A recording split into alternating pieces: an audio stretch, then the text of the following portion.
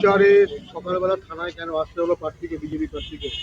আমরা এখানে সকালে এই জন্য আসলাম, রাত্রে 12:15টার সময় আমাকে জানানো হয়েছে যে আমরা যে 19, 20, 21 ওয়ার্ডে যেটা ডোর টু ডোর ক্যাম্পেইনের পারমিশন চেয়েছিলাম, যেটা 15 তারিখে অ্যাপ্লাই করা হয়েছিল। এ তো আগে থেকে কেউ করে না, 48 আওয়ার্স শুধু যথেষ্ট থাকে।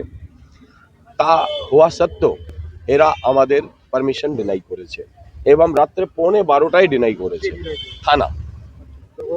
যখন আমরা বললাম কি অল্টারনেটিভলি কিছু করে দেন, টাইমিংটা অ্যাডজাস্ট করে দেন, এ তো আগে থেকে আপনাদেরকে জানানো আছে।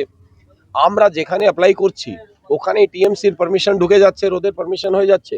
আমাদের লোক গত 2 দিন ধরে এদের পিছে লেগে আছে পারমিশনের জন্য। ডিসিপি আসিম খান আর আইসি দুজন বারবার একটাই জিনিস বলছে কি সার্ভার খারাপ হয়ে আছে।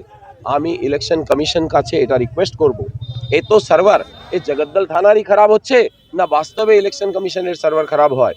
বিকজ এই ধরনের প্রবলেম তো এত বেশি হয় না, ইলেকশন কমিশন তো এত সার্ভার খারাপ হতে দেয় না।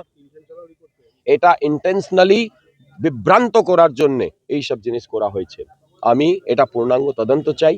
আর তার মধ্যে যদি এই অফিসাররা পার্সোনালি যদি ইনভলভ আছে তাহলে তাদের বিরুদ্ধে স্ট্রং পসিবল ডিসিপ্লিনারি অ্যাকশন এদের বিরুদ্ধে নিতে হবে। এটা আমি রিকোয়েস্ট করছি, আমি ইলেকশন কমিশনকে লিখতে যাচ্ছি এটা এদের পুরো জিনিসটাকে পূর্ণাঙ্গ তদন্ত করা হোক।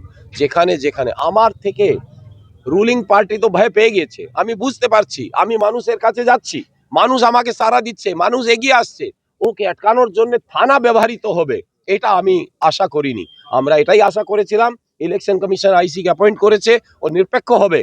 কিন্তু এখন যেটা বুঝতে পারছি তার নিরপেক্ষতা নিয়ে প্রশ্ন উঠছে। আমি এখনো কিছু বলছি না, কিন্তু যদি এটা হবে তাহলে কিন্তু এটা ঠিক নেই। আর যারাও অফিসার এর মধ্যে পার্সোনালি ইনভলভ হয়ে আছে তাদের বিরুদ্ধে কঠোরতম ডিসিপ্লিনারি অ্যাকশন নেওয়ার জন্য আমি ইলেকশন কমিশনকে আবেদন করব। আমি সব জায়গায় বলেছি कि 95% পুলিশ অফিসাররা খুব ভালো, 5% অফিসাররা চটি চাটা আছে, তারা ভুলতে পারে না।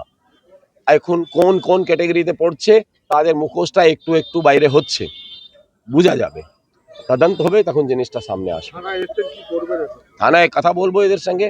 আমি জানতে চাই কি কে আগে অ্যাপ্লাই করেছিল, কেন আমাদেরকে অল্টারনেট ব্যবস্থা করা হয়নি, কেন টাইমিং অ্যাডজাস্ট করে দেওয়া হয়নি। আমরা তো বলেছি শান্তিভাবে, আমরা তো ডোর টু ডোর করছি।